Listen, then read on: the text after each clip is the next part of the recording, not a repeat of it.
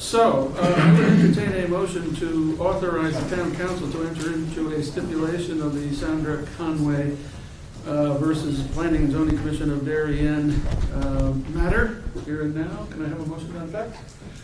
Thank you, Mr. Belgach. A second. Thank you, Ms. Brizzanti. Discussion. Could we have Mr. Ginsburg please let us know the terms of that agreement? Sure. Some of the basic terms, after much negotiation between the parties, the main difference is that the number of approved dwelling units, which was approved by the commission, has been reduced from 60 to 57. Of those 57, 32 would be one bedroom, 25 shall be two bedroom. The number of deed restricted affordable units would be 6, and then there would be a fractional fee in lieu, which would be paid to the Affordable Housing Trust Fund. The change in the roof line, gable and mansard roof elements will be eliminated and replaced with a flat roof elevation, no higher than the building next to it. There'll be numerous landscaping conditions to help minimize the visual impacts of many of the neighbors. There is a requirement to plant a few inches of free draining aggregate at the terminus of Fairmead Road. There's details on the landscaping, size, guarantees.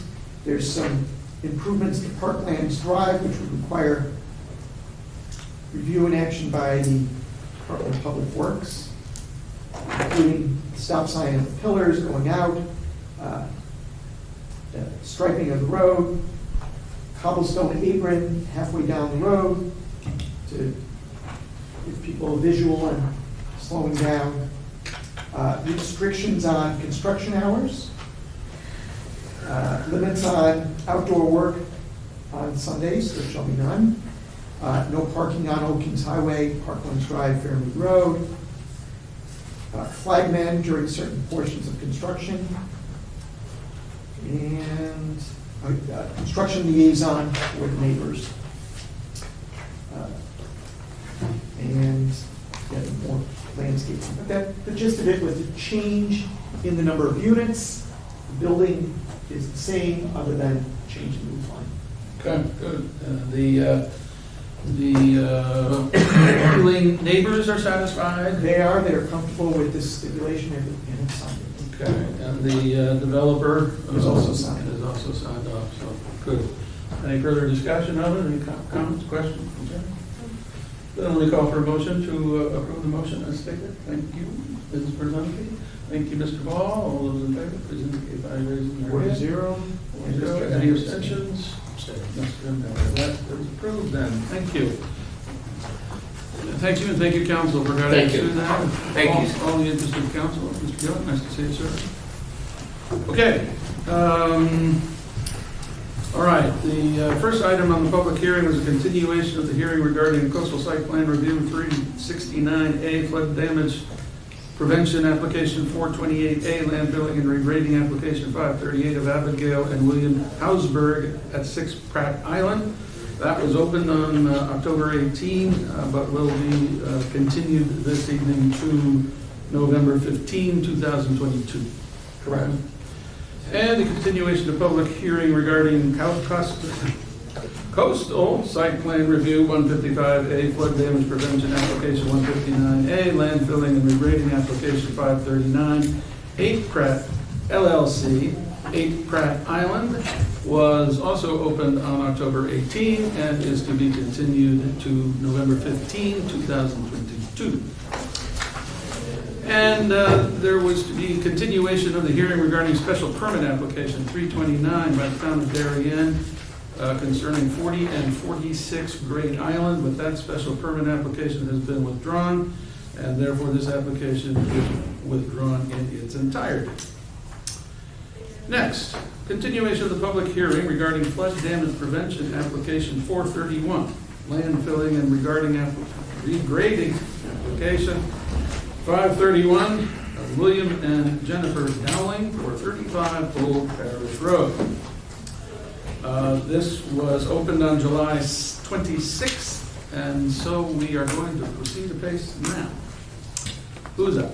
Jeremy, you want to give us? This is Andy Sulides from Land Tech is here. You may recall when Andy came to us in July, it was a proposal for a pool with a little bit of regrading.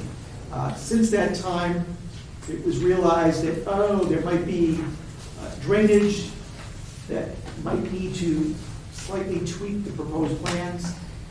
Andy was working closely on tracking down where the drainage system had been installed. He also went to the Environmental Protection Commission because some of the work is within 50 feet of wetlands. Since then, as you can see in your package, you have a copy of an EPC report. EPC basically has said likely to approve this plan next Wednesday at their November 2nd meeting. So Andy's here to kind of go through the slight changes since last time and talk a little bit about the regrading, but you may recall at the July hearing, we talked about the grading and the drainage and things like that, so. Good evening. Good evening. Thank you. For the record, Andy Sulides. Could you spell your last name for me, Sure. please? SOUMELIDIS. Thank you so much. You're welcome. From Land Tech out of Westport.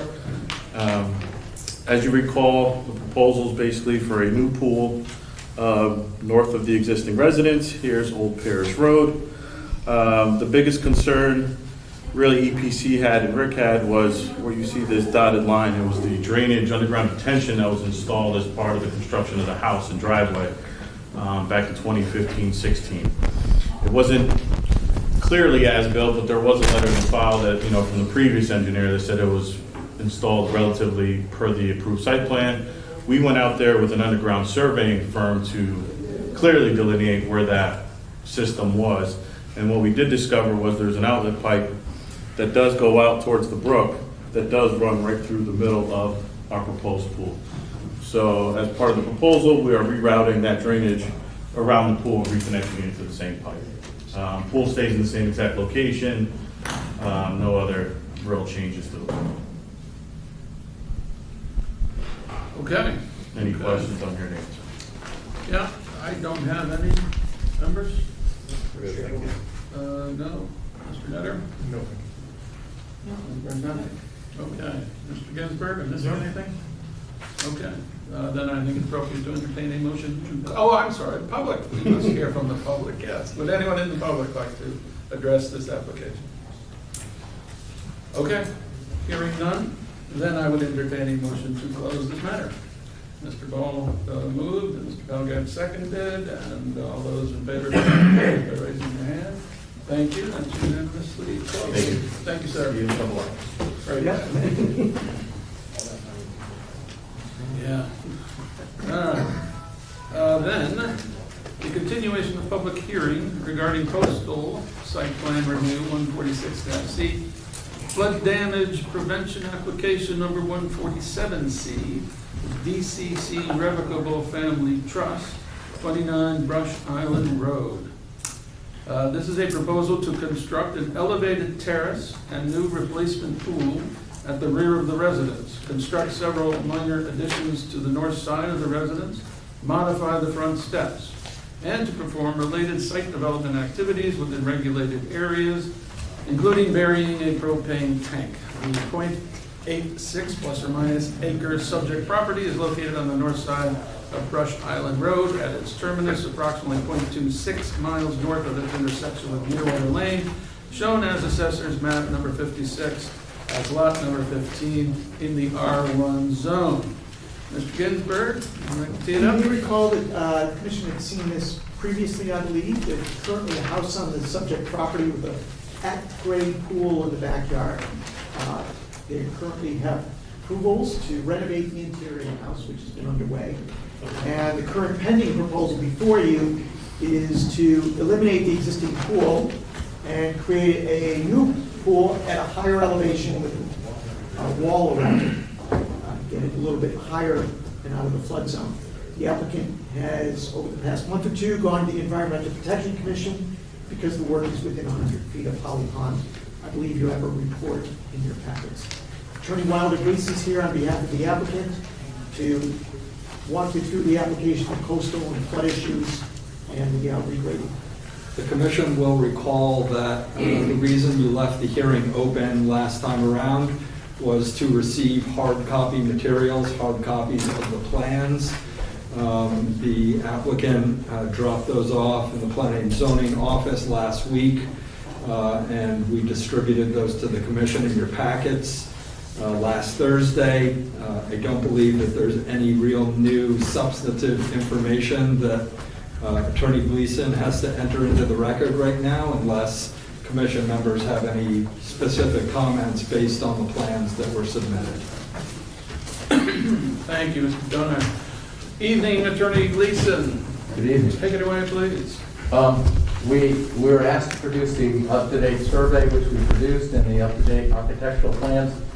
The main change was in the lower level, where there are notations throughout about making the lower level, which is, the first floor is at elevation 17.7, and the ground is about elevation 8. So you've got a very substantial 8-foot difference, 9-foot difference. And over the years, changes were made in the lower level, the ground level, that were not in conformity with regulations. And our notes are addressed to fixing that as part of the project. The details of how that will be done would be addressed in the construction plans once we get an approval. And that's it. I think you've heard everything else about the house and the elevated terrace and how we meet setbacks, and we're in conformity on coverage and compliant with flood damage. Terrific, thank you. I have no questions. What's the status of the EPC approval? I thought that was also recently left open. There was a report that says they're going to approve it at their next meeting. At their next meeting? Yeah. Which is also. They've instructed Rick Calamelli to draft a resolution of approval. That is the Then to approve. Yeah. October 4th memo. Yeah, Yeah. Okay, good. Other questions, comments, concerns? No? Okay. Then to the public, please. Anyone in the public wish to address this application?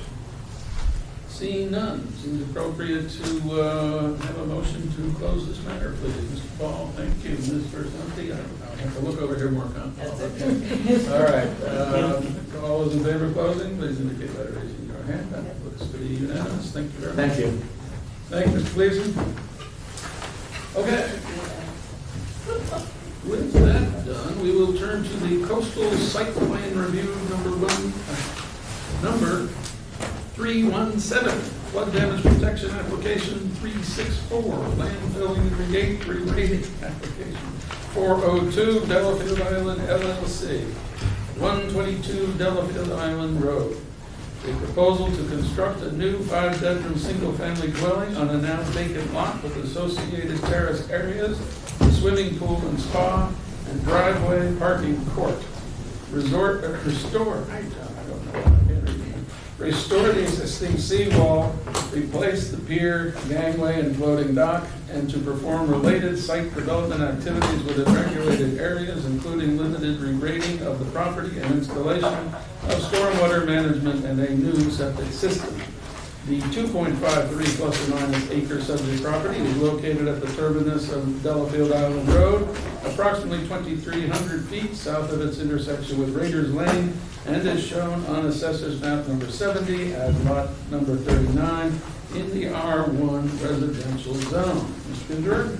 Sure, you may recall, some of you may recall this from a few years ago, even if you weren't on the commission, you may have seen it on TV or heard about it. Because this is on the coast, we referred the application to the state of Connecticut DEEP. They delivered comments October 19, 2022. Proposal includes maintenance to the seawall, new septic system, and their 4-page report is in your packets. On page 4 of their report, they said the application is consistent with all applicable coastal policies, and that's their October 19th report. Mr. Calamelli also sent in comments dated October 20th. You may see in your materials left on the desk that was a submittal by Mr. Maslin. But Mr. Maslin did, and he'll cover this in his topic, in his presentation, did respond to Mr. Calamelli's comments earlier today.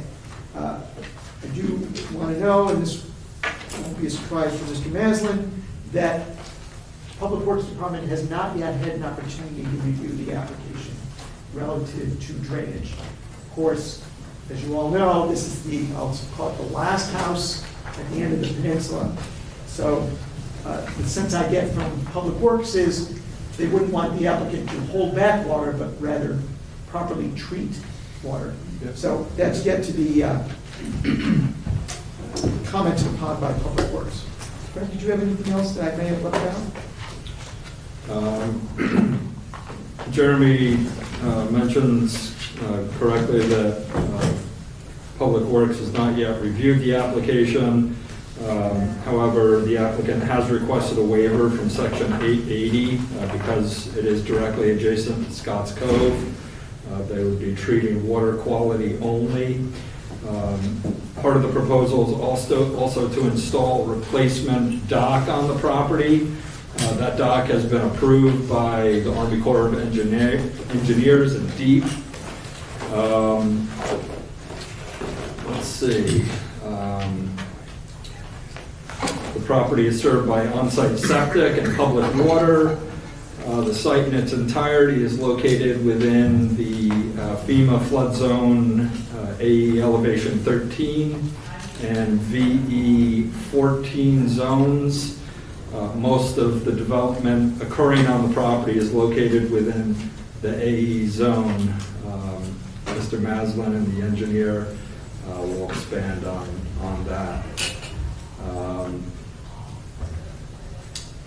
I guess that's all I have at the moment. Bob? Good, thank you, Mr. Dunn. Good evening, everyone. Welcome to the new members. My name is Robert Maslin. I'm an attorney and I represent the applicant. And I apologize if I'm a little scattered here because following Fred's lead, I told everybody to come here by 8:15. And I applaud the efficiency of the commission in zipping through the agenda quickly. So it looks like I am it for now. Tim Malone is here from Redness and Mead, the site engineer, and Arthur Hanlon of, is it Shobrino and Wharton? Yes. And they are the project architects, and I can't seem to get this mouse just to work. Oh, here we go. All right. Okay. There's the slide. Everybody see it okay? Yep. Okay. And what's on the slide is really nothing new. It's everything that's in the file. What I submitted today was an updated landscape plan package. The only changes to the landscape plan itself was the landscape architect darkened the setback line and the tidal wetlands line, but the planting part of it is fine.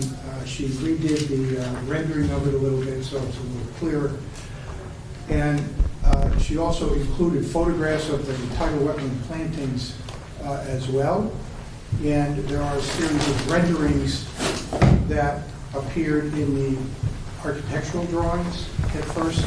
And instead of having them on multiple on one slide, she broke them out into separate slides. So we'll get through this. I'll try to get through it quickly.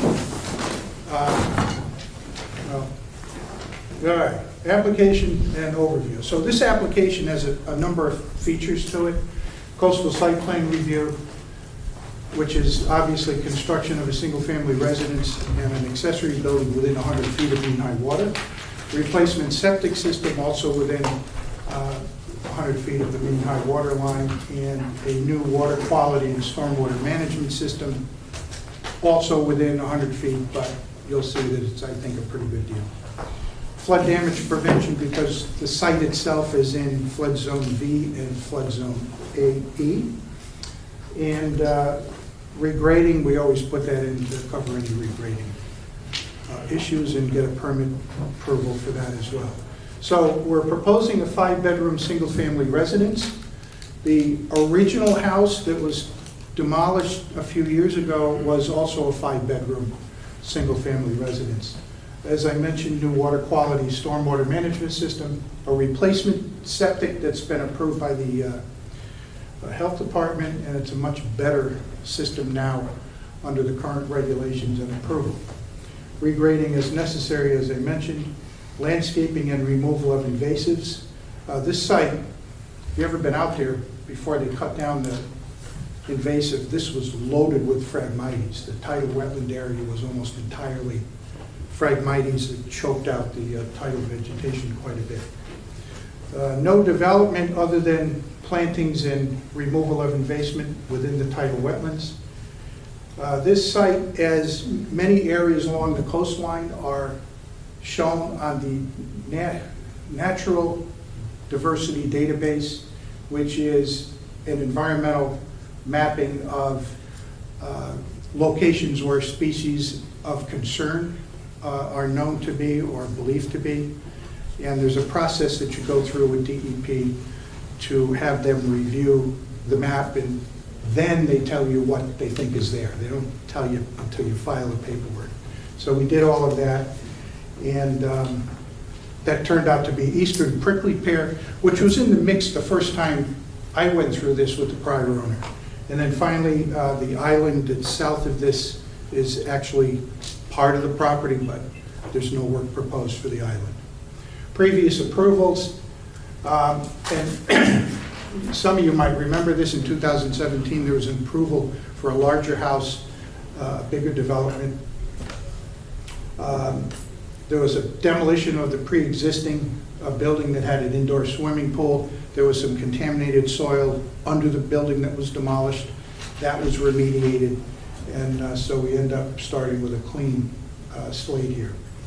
The dock was previously approved, but because of the passage of time, the Army Corps of Engineer general permit had expired on its own terms.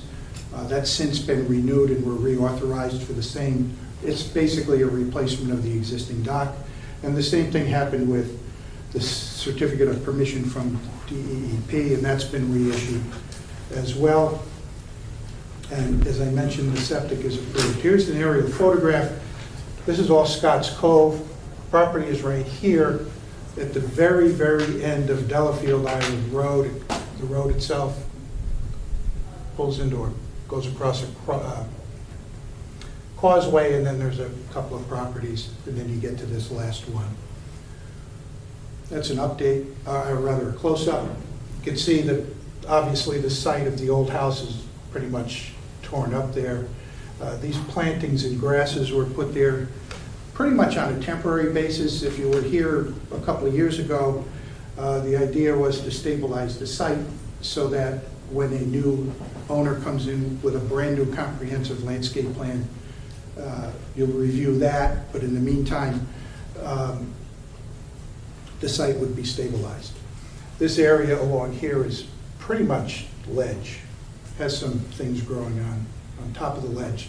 You can see seawall runs around the entire site, tidal wetland over here, and you'll see that a little more clearly on the survey. And here are the surveys. So the existing conditions as they are today show this black line here is flood zone V on the water side and flood zone AE inside, and then you have another black line over a little bit toward the east, and this is all flood zone VE. There's an area down, where am I here? Down along in this section here that's going to be the location of like an emergency generator building. This is the proposed footprint on a zoning location survey. And as I'm going to show you in a subsequent slide, this footprint is actually smaller than what was approved previously. This is that accessory building I mentioned. It's a little mini garage with a platform above for emergency generator and a power transformer to feed the site. This is the old approval, the previous approval. You can see a pretty large footprint in these lighter gray areas with the crisscross is work, removal of ledge and placement of patio. There's a main entry court over here and other things. And that too had an accessory structure tucked up in the corner there. All right, Arthur, you want to go through these architecturals? Absolutely. Why don't you, will this pick up if you talk some over there? You gotta be at a microphone. You gotta be near the microphone. All right. Okay. You So- can actually take the microphone, no, not that one, This the other one. one. Okay. You just take it right out of the stand, and you have 20 feet. 20 feet. All right. I'll work this and you just tell me when to flip. Perfect. My name is Arthur Hanlon. I'm a principal with Shobrino Wharton. We're an architectural firm in Norwalk, Connecticut. We have worked with the owners, Leslie and Rick Fairbanks, who are sitting in the audience tonight. And we worked with them to create a 5-bedroom home on this beautiful site, also a challenging site. In general, our proposed home is a stone and shingle design whose layout was greatly influenced by the zoning setbacks. The site itself is very irregular in shape, so the building envelope is basically as stringent as the zoning code would allow. So that clearly was one aspect of what we had to deal with. As Bob mentioned, we are sitting in multiple flood zones. Our proposed construction for both the main house and the accessory structure sit in the AE. They do not sit in the VE zone. Obviously, we were also working with, to make sure that we're not in any tidal wetlands, and our building needed to work with the existing grade, which was actually lowered from the previous application, and the zoning height for this site. If you can go to the first floor plan. Go down to the end. Okay. Okay. So the house itself, the first floor is about 5,400 square feet. There is a 1,022 square foot garage, Here. which is the appendage to the top there. The second floor is approximately 4,500, closer to 4,600 square feet for the house. And that number reflects no removal of area. Both the stair hall and the great room are double story spaces, so there's actually no floor deck in either of those locations. And the area over the garage is approximately 988 square feet. As was mentioned before, the main house sits in an AE zone. We have obviously designed our building to be in conformance with the FEMA standards for an AE zone. There is no habitable space in our foundation level. In fact, the area from the underside of the floor deck down to the concrete slab is about 32 inches, just enough for someone on a slide to get around. And the garage is a slab-on-grade structure. In both cases, the whole structure, again, sits in an AE 13. We have clients who are very concerned about making sure that their house is not in the flood zone and conforms with FEMA standards. So we had all portions of our building are above the required elevation for the site where it's located. The garage building being slightly above the design, the DFE of 14 feet. The garage is at 14.2 at its lowest, 14.6 at its highest, and the house itself is at 15'4". If you wouldn't mind just going to a couple of the, I think maybe just the perspectives are great there.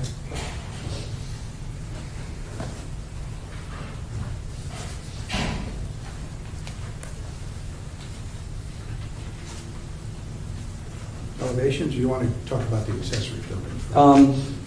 Sure, let's talk about the accessory building. The accessory building is basically a small, non-habitable, most likely unheated building, which houses basically two very important things that we need to make this project work.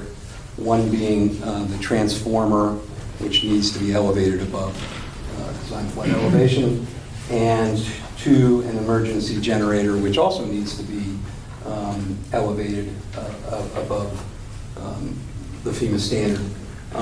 Basically, there is storage on the first floor of this building, which has a footprint of about 425 feet, and a ladder which goes up to a storage area on the second floor, but otherwise it's really not a habitable building. We have our transformer off to one side of the building, and our emergency generator basically carved into the roofscape of this building, if you will, because we were looking to do a more attractive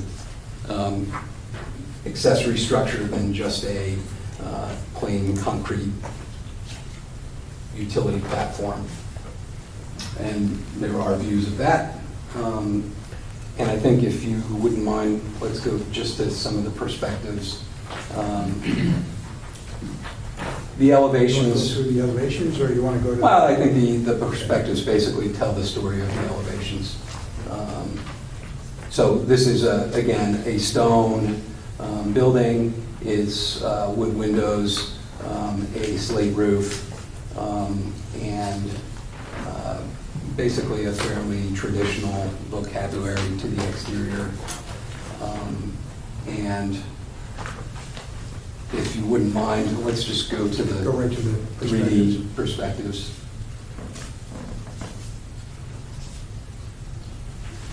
This perspective view is from the entrance to the property, which shows you basically the accessory structure, which has basically two garage door bays, which open up into the storage area on the first floor.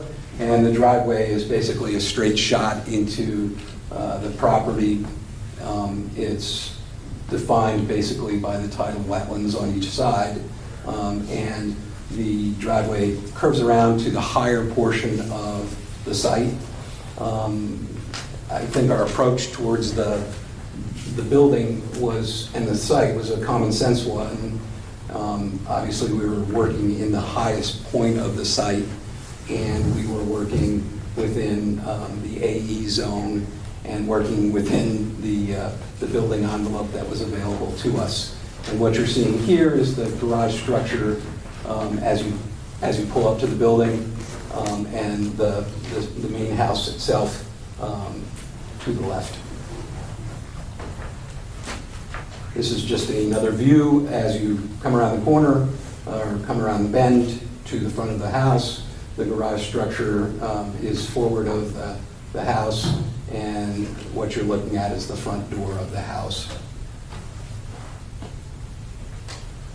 This view is basically showing you what is happening on the west side of the property. What you're seeing here is a covered porch, and if you were looking for orientation, that is the sound and the major view that you're looking at from here to here. This is the south-facing elevation of the house. Again, most of the principal rooms run along the back side of the house, as you would expect, because the view's nicest there. The house does address all parts of the site, but the principal rooms look out towards Long Island Sound. And the house in general has two gables that run through, but gives the appearance of sort of a story and a half, so that the bedrooms on the second floor manifest themselves as dormers. It's actually a two-story with no living space up in the attic. Yeah, there is no living space on the, we'd call it third floor or attic level. It's all mechanical. This perspective gives you a sense of what we're trying to do with the accessory building, obviously subordinate to the main house. And we have carved out some of the roof here so that we could put in our emergency generator, and it would be integrated into the building. The proposed transformer is actually behind what you're seeing here, but basically close enough to the drive itself so that it complies with Eversource requirements for location on the transformer. That's about it on architecturals. Any questions for Mr. Hanlon? At this point, Shall no? go back? Okay. Thank you. Ted? Oh, here, just give Ted the microphone. Good evening. For the record, my name is Ted Malone, professional engineer with Redness and Mean. Our firm was responsible for the design elements associated with grading, drainage, septic, and sediment and erosion control. I just wanted to point out one thing, that as stated before, the house is in the AE zone with a clear separation distance of more than 6 feet to the closest point of the building, and the retaining wall in the rear of the property is more than a foot away, so there's a distinct separation distance. The other thing is that the accessory structure is located in the AE zone, not the VE zone. The design consists of installing a stormwater renovation meadow at the southeast corner of the property and putting the septic fields somewhere in the middle of the property. Go to the next slide. Sediment and erosion controls were designed to minimize erosion during construction.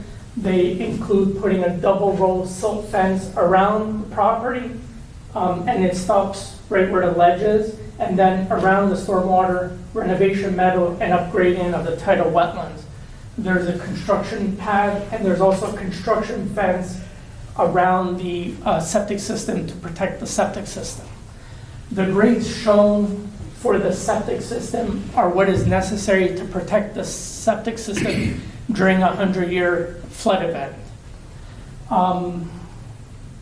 The septic system was approved recently by the health department. The focus of the stormwater drainage design was to promote water quality improvements and not necessarily quantity. So the stormwater renovation meadow collects a large part of the roof runoff, the front driveway court, and the rear terrace area. And that is all piped to the stormwater renovation meadow. When it fills up, it overflows into the tidal wetlands that ultimately ends up into Scotts Cove through 2 drains located on each side of the driveway with a pipe going through the seawall. A small portion of the roof area located on the west of the dwelling is tributary to one of 2 level spreaders. One of them is here, the other one is there. Those level spreaders will help disperse the runoff, but also will cool the runoff before entering Scotts Cove. It's my opinion that the drainage design will significantly improve water quality and will not cause any drainage impacts to neighboring property owners. Ted, can I just ask you to tell the commission if there's much of a substantial difference between this system and the one that was previously approved? Can you speak up when you speak, Bob, because you're far away. I'll repeat myself. Thank you. All right. Would you tell the commission, explain that this is not much different from the previous approval? So the stormwater renovation meadow is essentially the same design. The only thing that is different about it is that we removed some of the stones around the system to make it feel more natural rather than, something that looks, out of place. And the other thing is the code for a septic system changed. So instead of 80 linear feet, we went down to 72 linear feet. But essentially, it's the same design as previous. And the rest of the drainage is pretty much the same. Everything, yes. Pretty much everything else is relatively the same. There were a few changes, but nothing really notable. This cross-section gives you a perspective of what's required for the septic system to be installed. And this cross-section gives a perspective of the construction of the stormwater renovation meadow. Not sure if there's any questions, but. Here, Bob, can you go back a slide? So the two devices, I guess, on the western side of the property, they're catching that roof runoff. Are those on grade or are they below grade? So it's a level spreader. The finished surface is going to look like some sort of stone, either crushed stone or pea stone, but the pipe is going to be underground, so it's all below grade. And do they slow the flow of the water, or is it? Yes, they're made so that we're dispersing the flow over a length of area so that it discharges at non-erosive velocities, rather than have a pipe sticking out of the ground that'll concentrate the runoff. I just wanted to inquire, you indicated that the meadow where water will gather, if it overflows, is going to overflow on the easterly side, and you said, I guess, toward the northerly boundary over the road. I just have concern that that's where neighbors are, so how well contained is that overflow going to be on the property? It's going to be well contained. There's actually a stone wall between both of the properties. So Is that a solid wall? Or? It is. It is. And just for the record, I'm also the engineer for 118 Delafield Island. So I'm well versed or well aware of both properties. Okay, good. So they'll be well protected by your plan here. Yes. If I might just add a couple of things. This is a tidal wetland that depends on tidal water connection. And I don't know if you remember this from last time, but there are catch basins tied to a pipe. The pipe starts over here, runs up to a catch basin alongside the driveway. Then there's another pipe that connects it to another catch basin on the tidal wetland, well, on the south side of the driveway. And when you get your high tides, and I've seen it, it overflows into that tidal wetland area, and that's what makes it a tidal wetland area. So when this renovation basin fills and spills over, it's going to the north, following the path of the tidal wetland into those catch basins and pipe into Scotts Cove in that direction. Hope that helps answer. Yep, thank you, that is helpful. Okay. Any other questions for Ted? And that pipe is sufficient to control the excess flow from the house? Oh, yeah. So sufficient? Yes. Ted? Do you need Ted to answer that? I'd rather the professional answer. Sure. Yeah, go ahead. Yes, that pipe is adequately sized. What size is it? It's a 6-inch pipe. But the flow that goes there is all going to be dispersed, and then it's going to flow out through the area drain in the pipe. Okay, thank you. Good. Thanks, okay, next up. Okay, landscaping is next. So one of our landscape architects will be up here. Both of them? We'll both Okay. be here. Okay. We'll both be here. Hi, I'm Janice Parker, landscape architect. And I'd like to present the landscape plan that's gone hand in hand with the engineering. So as you can see on this plan, there is a certain amount of restoration and planting work happening in the tidal wetlands. As we move towards the house, it is a very simple landscape. As you know, this is a harsh environment. We've chosen plants that, in our experience, have been able to cope very well with this kind of occasional saltwater submersion, the amount of weather that they will get. We're working with a good size of certain trees that we know will do well, but otherwise we're bringing in a lot of young species. The ornamentals that aren't native are mostly focused on this upper terrace where they won't, do any damage to the environment as far as setting seed and things, but so that we can give the owner a beautiful garden that's raised that will not get submerged with salt water. And that's the situation. We've worked with the existing grading and the existing setbacks. Happy to show you the rendered plan. So this area, this line here, is the demarcation line to the wetlands, which is, we have a nice, healthy list of plants that will be going in there and a method using an available palette of natives that will work well in this area. And then as we come around towards the house, these raised terraces, like I said, will have the ornamentals, and otherwise it's quite simple. They're very simple. It's kind of a tough site, right? So we're looking for things that will succeed, like Junipers virginiana, the red cedars, Torolosa, which I have a begrudging love of now because they're so tough and take this environment really well. They're quirky, but they really are good, solid plants and good for native wildlife. And they will do well as the Juniper kettleri, which will also hold up very well in this environment. They've proven themselves to be very hardy soldiers. So these are in the tidal wetlands, the trees, at small sizes, and I think that they will succeed. This will be, northern red oak, thunderhead pines, which will do very well around on the site. And we have noticed that these trees are actually growing really well already on the two sites near this site and in areas of the site. And we're not removing the existing tougher plants that are there and doing really well. Beach plums, high bush blueberry, bayberry, baccharis, groundsel, these things will all thrive and do nicely and provide a lot of native habitat.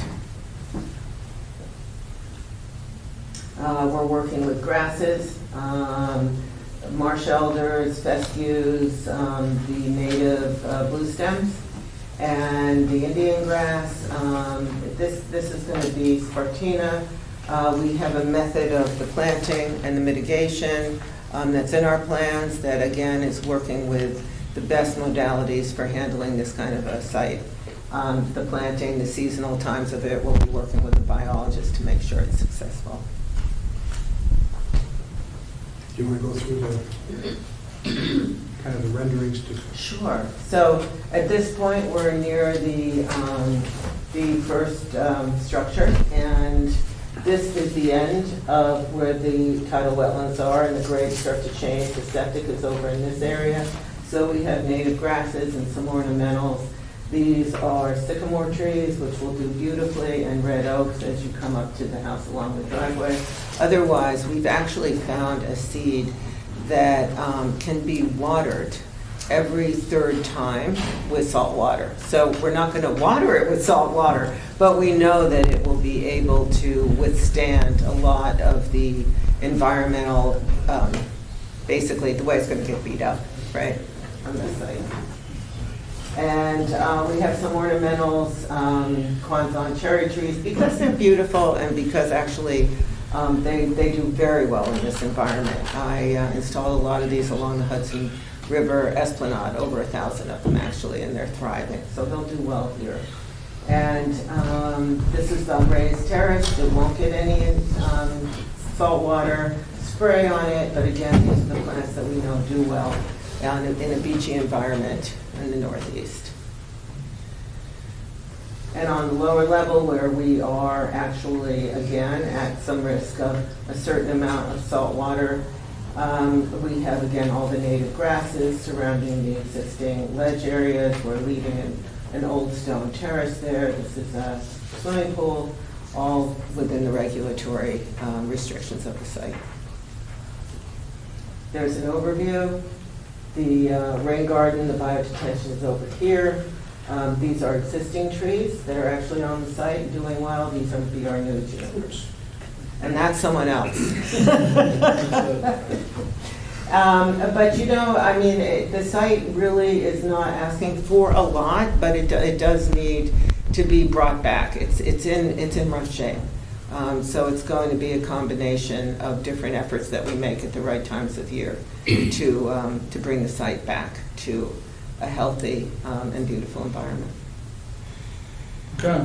I just wanted to pick up, Mr. Maslin, you indicated there are no prickly pears to worry about?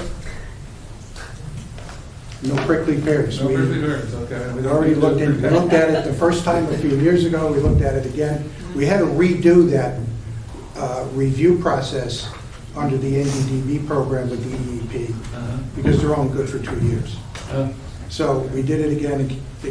It's an interesting thing. It used to be that you'd call them up and they'd tell you what they think is there. Now you have to file a review application. And you actually get a picture of it and some helpful information. Well, we will have no concern about it. The other thing while we're on the landscaping, the Fairbanks have started to work with a professional, it's All Habitat. It's a company that does, I guess, specializes in invasive management and removal. And that process has started, there's a plan, but those plans get they're a work in process. And the real heavy work is going to start probably in the spring. All right, but beyond the scope of what we need to know at the moment, right? I mentioned it just for information. Thank you. Okay. Finished? Good. Yes. All right. All right, Thank you very much. Azure's up. Flood zone compliance. Azure D. Sleiter, PE, with Race Coastal Engineering. Could you spell your name? Okay, just don't erase that yet. I know I used to give you paper. Yes, but I it's know, on you the have been slides now. slacking off. Thank you. All right, so a lot of these bullet points were already mentioned, but obviously we're developing in both the VE and the AE zone with the house and accessory structures related to the house, all located in the A zone and with appropriate finished floor elevations, the flood vents below, the BFE, the DFE, as required, and as Mr. Hanlon mentioned, no habitable space below that. The landscaping, again, mostly in the V zone, driveway in the V zone, and the septic system, which Ted mentioned. So what RACE does as part of our coastal engineering analysis is we evaluate the site fill and grading plan, and we run FEMA flood analyses, coastal analyses that look at waves, as the flood as it moves across the site and across the proposed fill and grading, and determine if there's any adverse impacts to an increase in the base flood elevations, wave reflection towards other properties or to structures on this property, wave run-up, and so all of these components of a coastal analysis are things that FEMA looks at when they actually create the maps and when they develop the flood zones for the site. And so we do that site-specific analysis to determine that there are no adverse impacts to flood conditions as a result of what we're proposing. And typically that's an iterative process. We would get a preliminary site plan, take a look at it and say, this works, this doesn't work, change this slope, change this grade, we can't go above this elevation, so forth, until we have a plan that RACE can certify as professional engineers and stand behind. And so we did this for the previous owners years ago. We were a part of the project team then, and then continued on in that role for this one. And so again, knowing what we have done in previous plans, we were really close in this one. And so I know that Mr. Talamelli's expressed some concerns about, the fill related to the septic system. We've looked at that, and we've determined that there are no adverse impacts related to, the mounding and the fill associated with the septic. I think that's, Was that? Just go ahead through. All right, so Talamelli, we've submitted today, for the record, response to Mr. Talamelli's comments, as well as the Deep's review of the coastal site plan review application. And Deep's review was actually glowing for those of you who have seen a lot of the Deep comments. This is probably one of the best ones I've seen in a long time. So no significant issues there. There were some recommendations for coordinating with DEEP on the planting plan and the invasive species and the driveway if it should impact any tidal wetlands. And so we, as a team, are doing that. And then from Mr. Talamelli's letter, again, confirming that the structures are compliant with the flood zones that they are in, that they are designed appropriately. And so that's again, with the number of professionals that the applicants have hired, all of those bases are covered in one way or another. Obviously, there's a lot of bullet items in his letter that many of those things will be addressed in the final construction, drawings for building permits. What else? I think that's about it. Yeah, that's. I'll just open it up for questions. Okay. Commissioner? One question that I have is there's been a thorough evaluation of the site. The approach to the site over the causeway, is there a consideration that we need to account for as far as the heavy machinery and the width of that little causeway road? As I drove it myself today, it's really tight. As you're coming in there, do we require any particular evaluation of that approach? Even though it's technically off the site? Right, it's private property, so it's not a Yeah. town road per se. Asher, I don't know if you looked at that, or Ted looked at any issues related to going over the causeway or anything like that? It's been that way for a long time. Yes, I know. Race did not look at it specifically, but again, historically, there's been a lot of machinery and trucks passing through, as part of the demolition of the old previous dwelling and things of that nature. So I would not anticipate any issues. But again, it is a private road, and certainly the applicants will have to do their part to maintain it. By this neighbor and the next door neighbor? Is that causeway owned by those two property owners? If I can, Or by the association? I can, Yeah. maybe I'll No. see if I can answer your That's good. concerns. When we went through this the last time, there was a concern, and I believe that the adopted resolution mentioned care in the roads and working with the Delafield Island Association. And obviously, that's going to be a factor here as well. But I'd also note that this is not the only project that has gone on in Delafield Island. I remember years ago, back in the 90s, one of these houses, not this one, but might have been the one next door, went through a massive overhaul with everything that goes along with that, and that went through. The only problem they had there was there was a little bit of a thing going on between the owner and the contractor, but as far as the Let's roads not get into all that. down. As far as, oh, George, you might remember. I don't want to think of it. But, and, there's the A-frame house on the left as you approach the two pillars. That was built over the last, I guess, 8 or 9 years.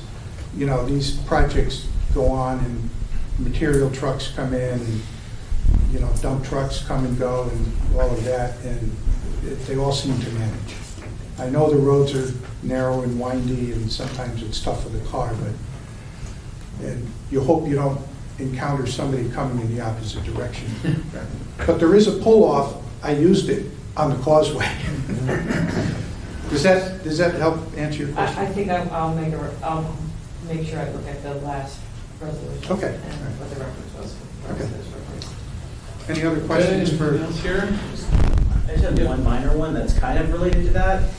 If you approach the house from Raiders and then make a right onto Delafield, you know what I'm talking about? So instead of coming from Delafield Island all the way to the end, if you were to come. Oh, you come out Raiders Lane and turn right? Exactly. Yeah. Mhm. If they were to approach that way, Raiders Lane, if you look at it, the electrical wires that hang over Raiders Lane are very low. So I don't think that a truck could get through that way or anything on a flatbed. They're certainly below 13 feet. They're very low to the ground. Raiders Lane and. That, yeah, Yeah, this exactly. doesn't quite pick it up, but the Right in intersection's there, right yeah. about here. Yeah. Right in that no man's land, Raiders Lane, it's almost like the power lines had fallen at some point. I don't think you want to take a big truck through there if you can help Just it, wanna- because you can see how windy it is. It's a very narrow road, and if you're going one direction and the FedEx truck is coming the other way, there's a You can't problem. go through it, yeah, I think the most direct way to get to this site is from Delafield. from Locust Hill all the way All up the way down, Delafield. yeah. But All right, now let's see, we were at, I have this so well organized, I can't find.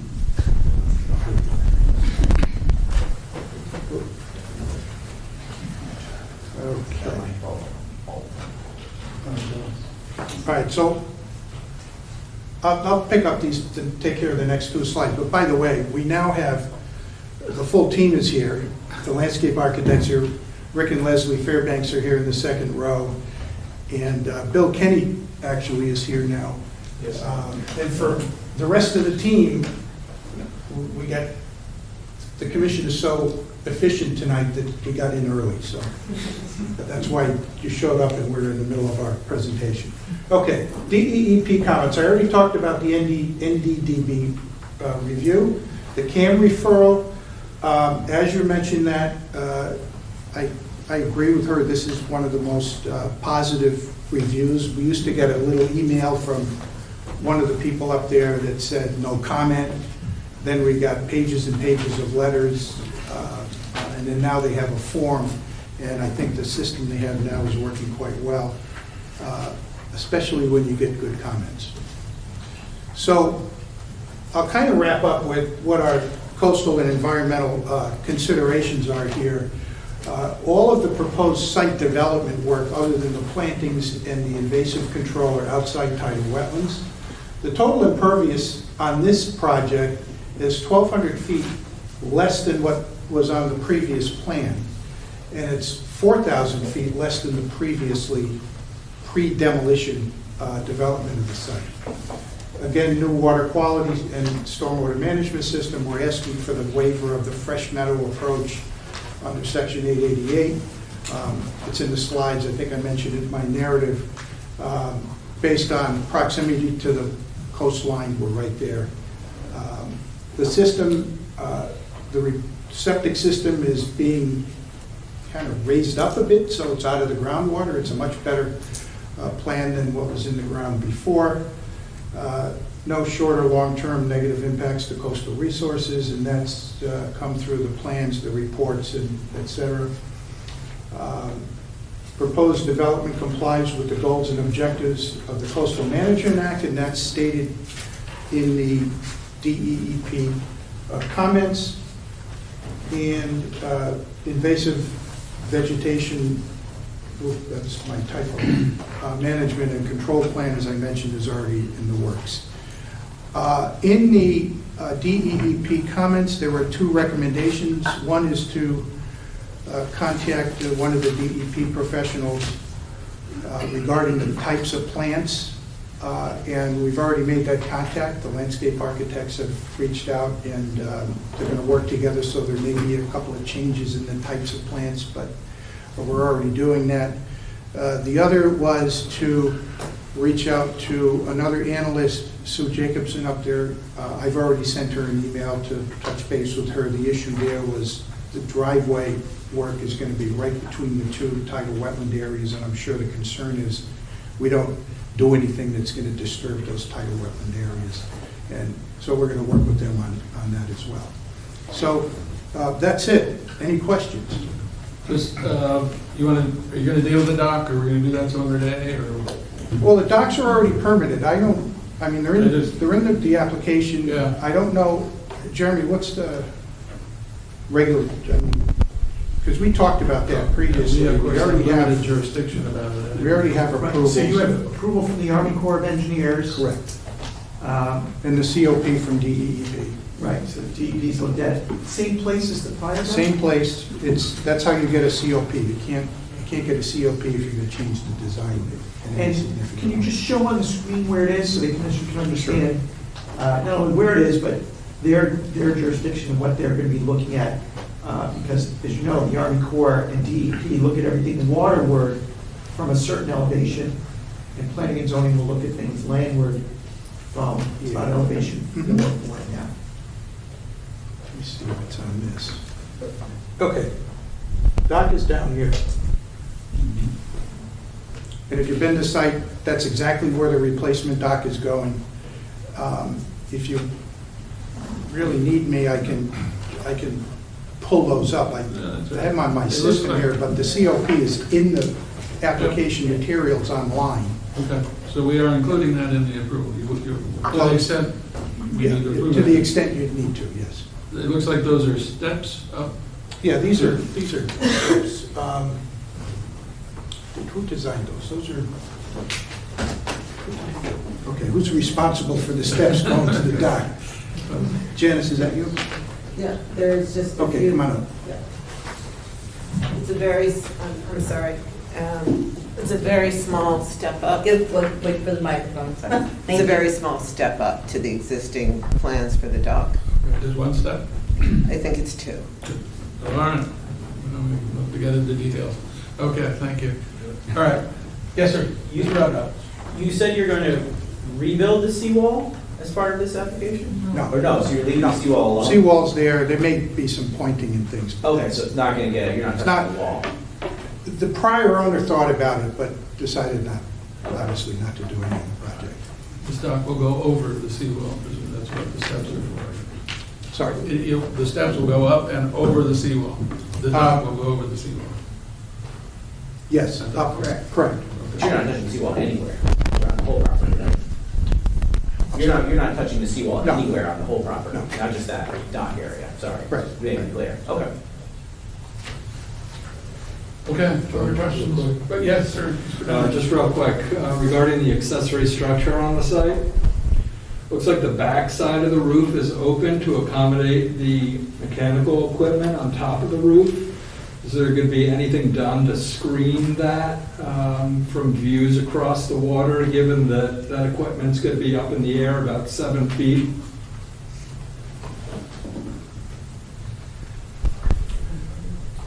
Let me just pull up the site plan here. Fred, I think I have- There are some trees back there. I want to see if I can,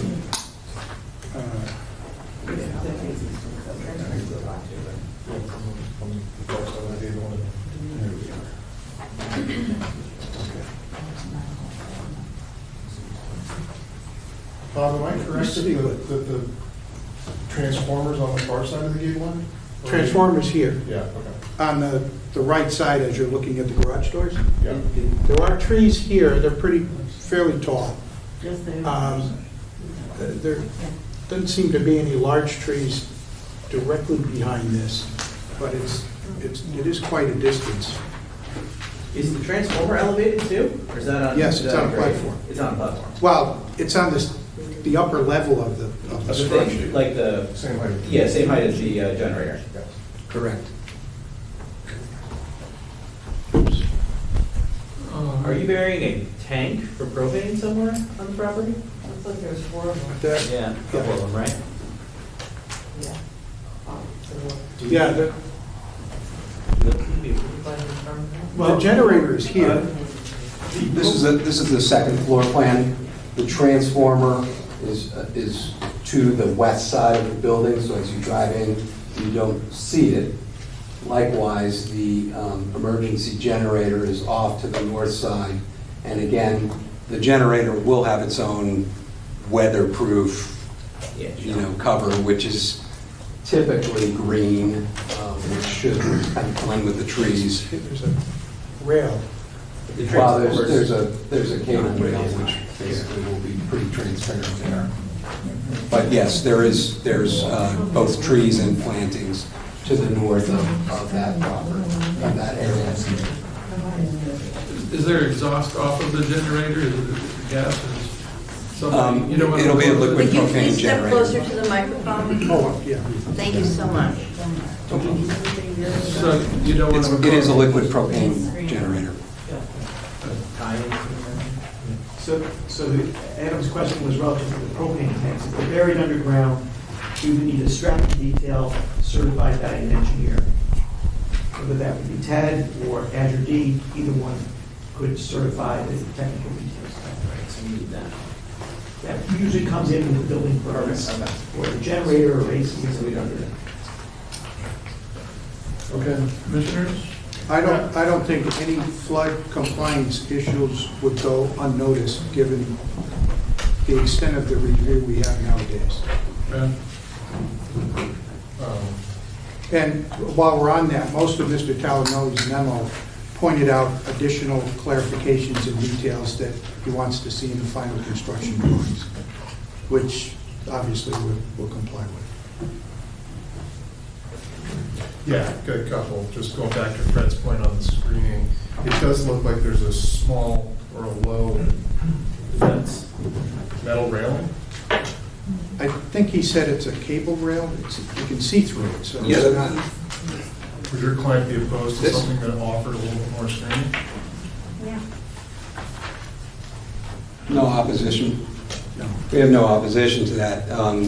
We just want to make sure that the generator obviously functions correctly. Absolutely, yeah, something that can. But yes, there are a lot of products out there that you can weave into the fencing that'll give it even more green appearance. Okay. And then, what are the dimensions of that accessory structure?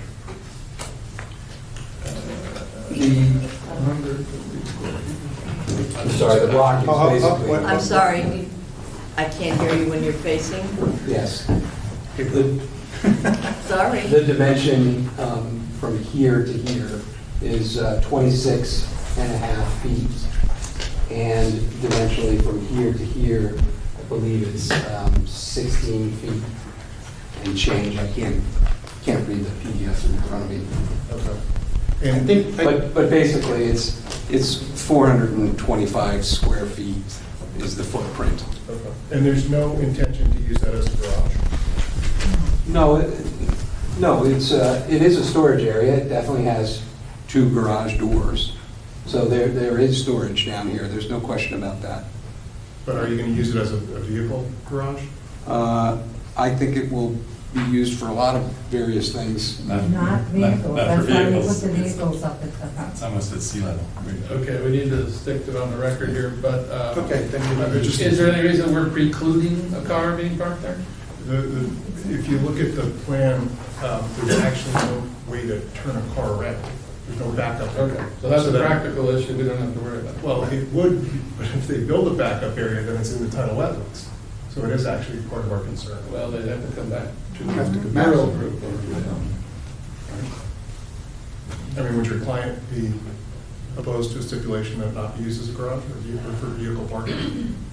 No problem. No, we wouldn't be opposed No to issue. that at all. Right. Because it's also at sea level. Actually, Right. the kind of Okay. wetland boundaries right there, so there is a... Yeah, just as a clarification, the tidal wetlands boundary is basically at the edge of the second garage bay. So if you were to if you did back up straight, you're not backing into the tidal wetlands. But there's no issue with the vehicle. How do you access the generator? I see the ladder to get to the transformer, but it, There is, on the first floor, there's stairs up. They said there's internal access. Is there an internal ladder? no, it's really accessed from the backside via a ladder. So it will be accessed off of a ladder. The cable rail system will have basically sort of boat pelican hooks that will allow access. Oh, so it's a temporary ladder, it has to get up and down? Yes. Oh, Temporary? like, Well, Eversource requires this one. there's a permanent ladder. By the transformer. By the transformer, and with the idea that Eversource wants Yeah. access to their stuff 24/7, 365. The generator really will be accessed once or twice a year for servicing. Can you get to the generator from the transformer? No, you No. you can't. Else? Commissioners? Okay. The only other thing that I would ask for, Mr., I guess, acting chairman, Or vice, Vice. yeah, whatever you like to call it. ordinarily would get some feedback from DPW.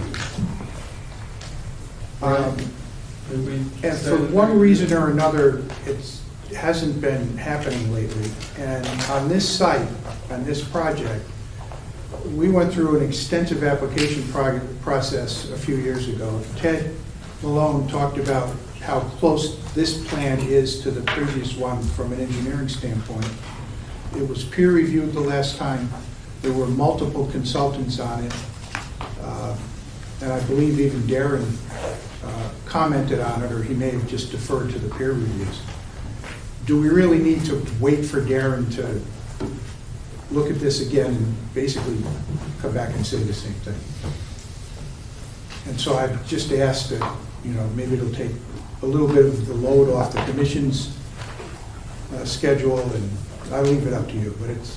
I leave it up to staff. I don't know. Well, certainly, as Ed mentioned, the unique location of this would be, you wouldn't want to hold back water.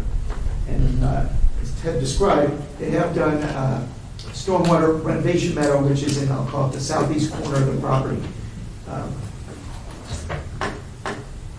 And it is similar to what was reviewed and approved in the past.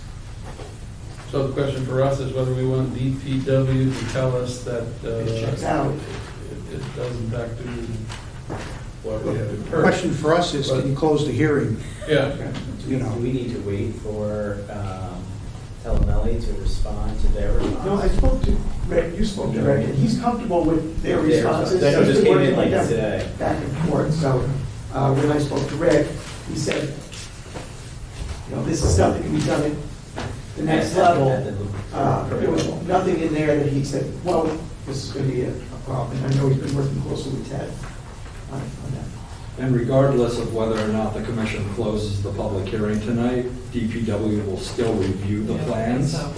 And any necessary changes that come about as a result of that review would certainly get incorporated into the construction drawings. Just back to Mr. Talamelli, last Thursday morning at 7:45 a.m., I and, who was it, Ted? Ted and I met with Mr. Talamelli at the site, and we walked the site. He didn't issue his memo until later that day, so we turned it around as quickly as we could. So that, we're not just waiting for the last minute No. here. It was a little dense reading last minute, I have to say, but. Yes, it tends to be. Yes. So I hope the best understanding of all. Anyway, okay, the question for you guys about the Fresh Meadow waiver, any question? No, I think it's clear if you get a property like this, that it would be appropriate. Good, okay. All right, can I turn to the public then, commissioners? Okay, anyone from the public like to address this matter? Please, ma'am, come on up, introduce yourself at the podium.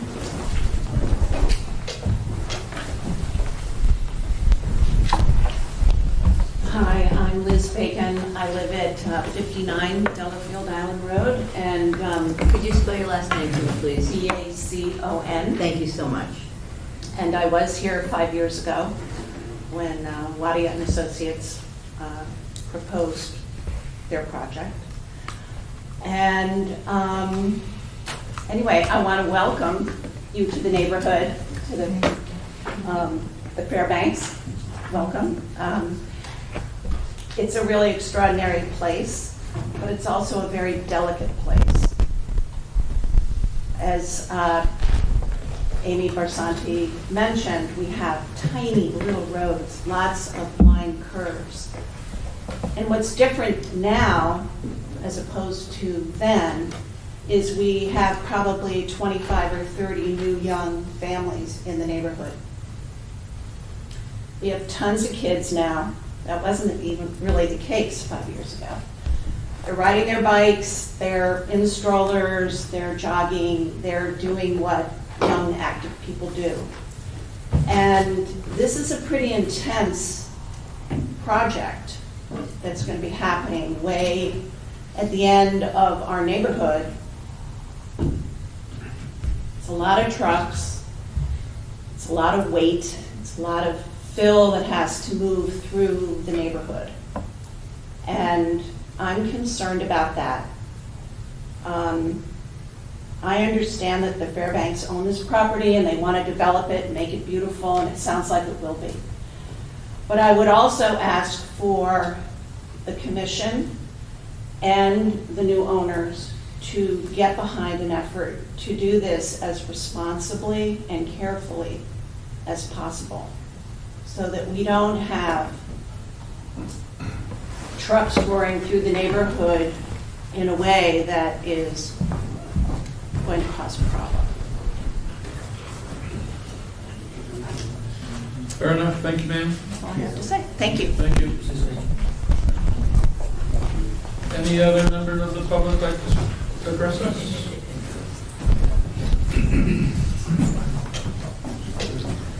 Benoit Jamard. I've lived at 29 Raiders Lane for the last 32 years. Could you spell your name for me, please? Yes, Benoit is B-E-N-O-I-T with a little hat over the I. And my last name is Jamar. Thank you so much. And we have had 122 de la Filiale Island in our view for the last 32 years. And I've had the opportunity to review the submission, and I have to say that it's the best staged architecture I've ever seen in Darien, and I hope you sign off on this project. I appreciate you're looking after our interest by asking to screen the generator, but in such a detail in comparison with the ugly thing that apparently you had approved for Mr. Campbell 5 years ago. This is a dream come true for us. Thank you. Thank you, sir. Appreciate your time. Anyone else from the public care to address this?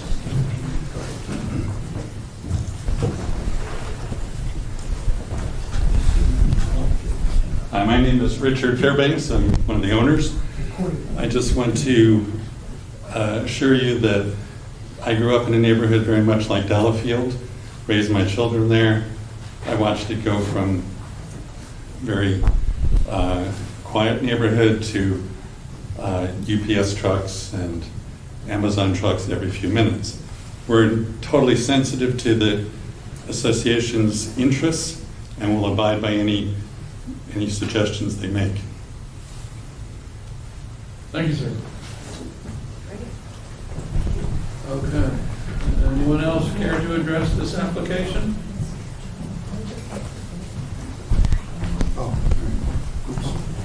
Hello. Hi. My name is Jana Bromine. We live at 118 Delafield Island Road. We are the next door neighbors of the Fairbanks. Spell your last name, please. Sure. It's Romine, R-O-M-I-N-E. Thank you. And we are fully supportive of their project. We think that it's an excellent addition to the neighborhood. We have small children. We share the causeway. They've been very understanding, and we are very comfortable that they will be careful and responsible, and we're very excited for this project to go through. Thank you. Thank you. Anyone else care to address this application? All right, Mr. Maslin, anything you'd like to wrap up with? I think we've finished our presentation, and Mr. Fairbanks' comments are, I think, right on point in terms of concern for the neighborhood and safety and all of that. There was discussion about use of the roads and scheduling trucks and that sort of thing in the last go-around with this property, and there were some conditions in the resolution about that. And obviously, whatever conditions you put on are okay with us. So Bob, you're confirming that resolution from the last approval would be part of this record? We get if you'd like, yes. All of this? I didn't include it, but we've been talking about it a few times, and it will make sense. Okay, we'll get that to the commission. Okay, good. Anything else? All right, sounds appropriate for a motion to close this hearing. Thank you, Ms. Ball. Ms. Berzanti, all in favor of closing, please raise your hand. That is unanimous. Thank you. We are done. Thank you, Mr. Chairman. Thank you all. Okay, next is the coastal site plan review 285 land filling and regrading application 302A. I'm sorry, can we clear the room? Ladies and gentlemen, can we clear the room, please? thank you. Okay. Thank you. James and Janine Eckert of 165 Long Neck Point Road. Proposal to construct a detached garage, a series of terraced retaining walls, and to expand the existing driveway and parking court, and to perform related site development activities regarding regrading of the property and installation of new and expanded stormwater management within regulated areas. The 1.96 plus or minus acre subject property is located on the east side of Long Neck Point Road, approximately 500 feet south of its intersection with Pear Tree Point Road, and is shown as Assessor's Map number 61 as lot number 3 in the R1 zone. Mr. Donai, can you tee this up for us? Or shall we wait for Mr. Ginsburg? Indeed. My notes seem to have disappeared on this one. Okay. We're going to take a quick break here. I'm going to take a restroom break. He is, but we're gonna. I won't get too far. We're moving on. So just give us a second. We'll get organized. I'm sure. Are we waiting here? No.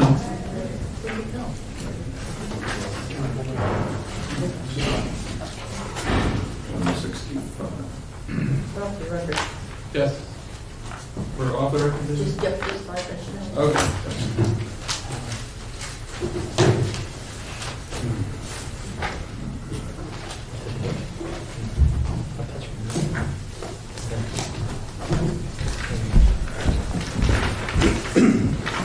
Mr. Ginsburg, on TF 165? I think we're off the record. Yeah, I don't. Anytime? Hang on. You want to go back there?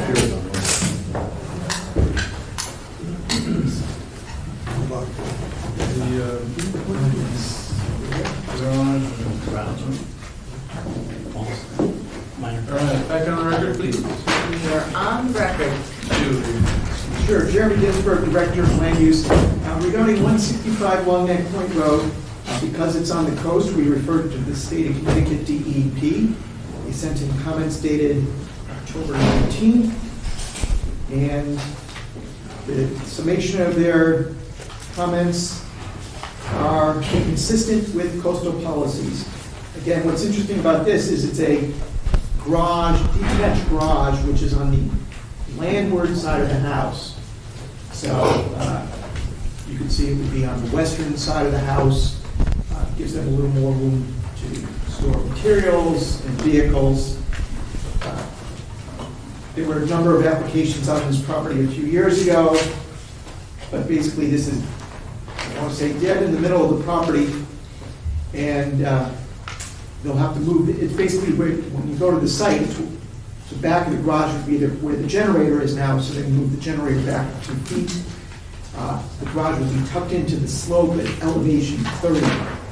So way outside of the flood zone, way outside of the flood zone. And as I mentioned earlier, it would have the house between it and the water. So really it's very far away from the coastal resources, and it's outside of the flood zone. There is a little bit of regrading required in order to make it fit in with the slope. So professional engineer Doug DeVesta is here to discuss and present the application. As we've noted on prior applications this evening, Public Works has not had a chance to review this. but Doug can cover a little bit how he's going to handle stormwater runoff and construction and erosion control. Evening, Mr. DeVesta. Good evening. Please take it away. Sure. My name is Doug DeVesta, professional engineer, represent the applicants. So the project, we got Long Neck Point Road to the west. It's a common driveway that comes off the Long Neck Point Road, goes out into serving, I think there's 3 other houses besides ours, so it's total 4 houses in that common driveway. We are looking at, there's an existing, what's that, I guess a structure there now, it's an open structure that will be removed and moved down to the south. They were proposing a detached garage tucked into the hillside. There's an existing retaining wall that goes along the driveway right now. That will be removed, and new walls, terraced walls will be put in there, so we're not keeping these walls down below the 3 feet, so they're terracing it, so I'm not looking at one big huge wall there. Providing some grassed areas, taking that area, the existing structure that was there, moving it south for additional parking as part of the expansion, and the other part of the expansion will be to the north side of the existing driveway where the basketball hoop is right now. That area will be a grass paver area, so for temporary parking, for overflow parking for when the owners have guests over and things like that. As Jeremy mentioned, we're well away from the sound. You've got the 100-foot upland cam review area, which is in the red line here, and you got your flood zones just below that. But again, we're well above that. We're at elevation 30 relative to the sound, so we're not anywhere near that area. In terms of stormwater, we're asking a waiver for a full stormwater management plan for Section 880 due to the fact that we are on the coast, a coastal site, so we're not impacting any neighbors in that regard. So we're looking at water quality volume from the roof areas of the structure. That means taking the first inch of runoff from the roof areas, detaining that, and controlling that runoff just through 1 inch of runoff to treat the water itself. The area, the expansion of the parking area there will be grass pavers, which will be set on gravel, stone, so that water will drain into that and also be treated.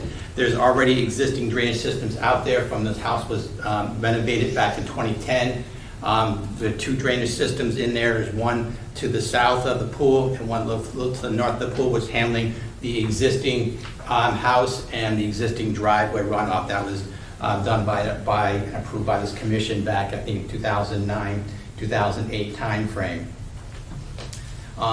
In terms of coastal area management, the comments we got from DEP, one of the comments was to ask, looking at decreasing the impervious areas. We're really not increasing the impervious areas. We're really just taking an area that was slightly increasing it, but taking the area that was already impervious and just moving it down. But we are providing some infiltration through a grass paver. They asked using a permeable paver stone, so we're using a grass paver instead. And there's a detail of that on my plans. In terms of coastal management, again, we're well away from any of the coastal areas, so we're not really impacting that at all. And actually improving it because we're providing some water quality volume for the proposed roof areas of the structure itself. So. Question, Doug, I'm sorry to interrupt. 2-story garage? Yes. Okay. Yeah, there's a. If you look at the architectural plans, it almost looks like a basketball court inside, and then they do have a second story on that, I believe. I don't have the plan. I looked for my architectural plans, but I don't have them with me. So I think are they in your package? Were they uploaded? They should have been. I don't remember seeing them. Okay, if they're uploaded. They should have been uploaded. Yeah, I think that was done by Scatino's. Oh, okay. So they should have uploaded, I believe. So if not, let me know and I'll have them uploaded. And then, as Jeremy mentioned, the comments have not been. We haven't got anything from DPW, but I'm sure Darren's not going to have anything major on this project. This probably want his form to be filled out, his unmandated DCA form. Right, his DCA live form, yes, unmandated. So that would probably be one of his comments there. But other than that, it's pretty straightforward. Again, looking at terracing the embankment providing some green areas between the walls to plant them up, and then just doing a detached garage for additional storage and parking and an area for the kids to play in. Okay, thank you. Commissioners? Seems pretty straightforward. Yeah, favor, that's the way we like them. Okay, then let me turn to the public. Don't think, no, not likely. Okay, then, so we don't need to keep it open for DPW or the Osterfine memo or anything else? Yeah, I think that's certainly, I would argue if there is a tweak needed, we could do it as part of the zoning permit. In this, again, it's a coastal property, and there's already a drainage system on it.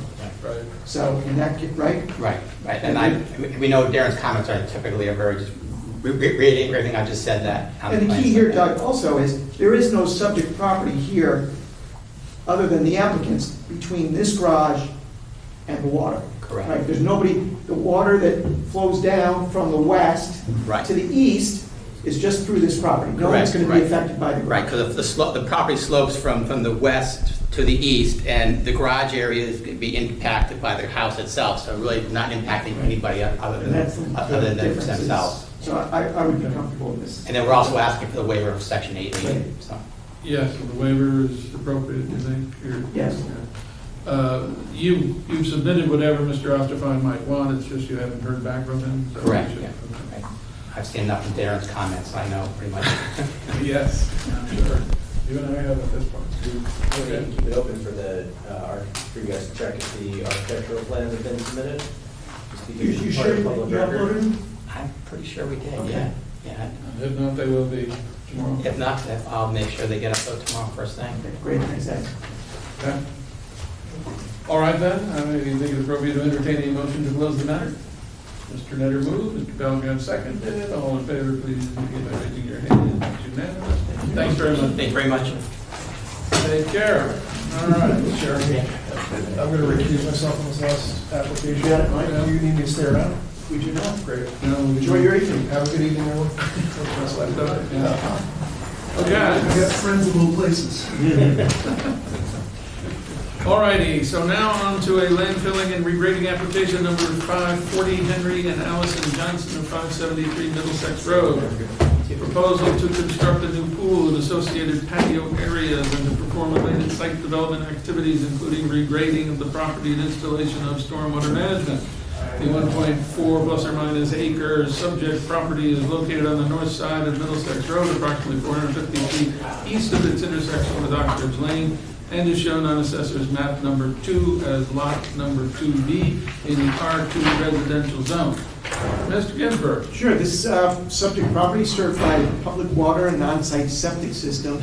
The proposed pool is in the northwest corner of the property. As you can see, the house is all the way to the north on the property, and the pool, 42 by 18 pool, just fits in. Although to put it at the similar grade of the house, they're going to be basically digging a hole for the pool, putting the fill around the side of the pool, and then putting a about 3 to 4.5 foot retaining wall to hold up that side of the pool. The subject property is surrounded on the north and the west by an open space parcel. This was a 3-lot subdivision many years ago, and the open space is to the north and the west. We did receive written comments from the neighbors on the other side of the open space, who are downhill. I believe I passed them on to the commission, from Gail Rand, who owns that property. And her concern, as I relate to engineer Similides, is the fact that water flows downhill, and she wanted to make sure that any new water from the pool and regrading will not affect the open space over her property. So I spoke to Andy earlier today, and he's prepared to run through that with the commission and explain some of the facets of the plan and the proposal. Again, this is one that unfortunately Public Works did not get a chance to look at. But I'll have Andy explain it, get some items on the record, and open it up to commission questions. Very good. Okay, thanks. Mr. Similides, Sure. please take it away. For the record, Andy Soumilidis, Soumilidis, from Lantec in Westport, professional engineer and principal. As Mr. Ginsberg explained, it's a pretty straightforward application. This is a rear lot, as you can see, off of Middlesex. And the existing residence sits centrally here on the property. And to the west of that is where we're proposing here. You'll see in yellow is this 42 by 18 pool. In orange here is some patios around the pool. And then in blue there, you'll see a underground detention system. Beyond the pool, in this L-shaped, is a retaining wall. Essentially what set the grade of the pool was there's a set of Bilco doors here on the west side of the house, and we set everything flush with that. And obviously pools and patios like to be level, and with a sloping site east to west is what creates the need for some additional grading for this property. On the edge of all sides of the patio, on the west and east side of the patios are what's a channel drain, basically a trench drain that captures the runoff. That gets piped underground to that detention system. As you guys are aware, the detention systems in Darien are sized for the 50-year storm event, which is a pretty significant storm event. To address some of, so here's the open space that wraps around the north and the west side. About another 300 feet is the downgradient neighbor who had some concerns in between. Could you say that again, the distance between? Sure. So this is our subject property. There's an open space here. Yeah. And then the other property is even further west, Mrs. Rand, who's about 300 feet away. Okay, so, and the. And down gradient. Yeah, the span of that open space parcel is an acre? Is it how? It's probably even larger than that. It's probably larger than that, but the distance from the pool to the Rand property line is about 200, over 200 feet. Yeah, easily. And just north of this, of the open space on the north side, is the new Oxbridge Elementary School. Yeah, yeah. So, based on our design, we, even if there was a single-family house right here, we feel our design would comply with the town's drainage standards and making sure there's no runoff of our property, no adverse impacts to any of our neighbors and such. In terms of amount of fill, it's very limited because, as Mr. Ginsberg mentioned, we will be taking the excavation of the pool spoils and kind of spreading it around to the west side.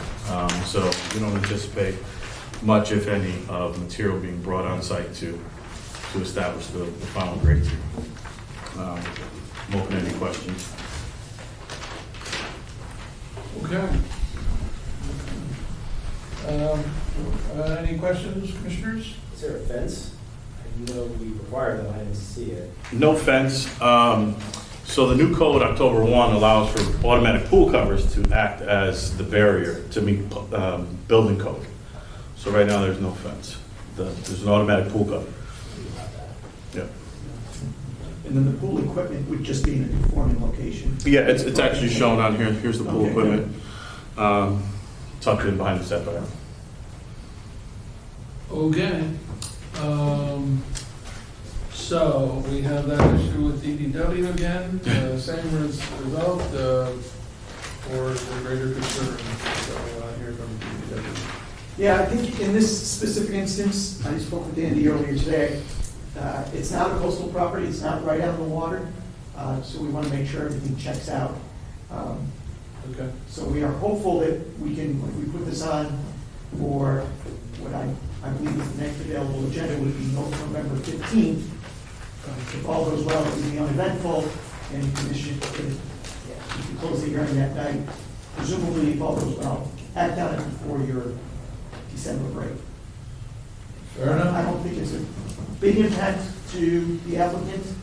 It could be 2 weeks. Yeah, and Plus this weeks. is our first time down. And then, the fact that it's unopposed, and Mr. Simulini's has certainly addressed what I believe has addressed Ms. Rand's concerns. I think he's good.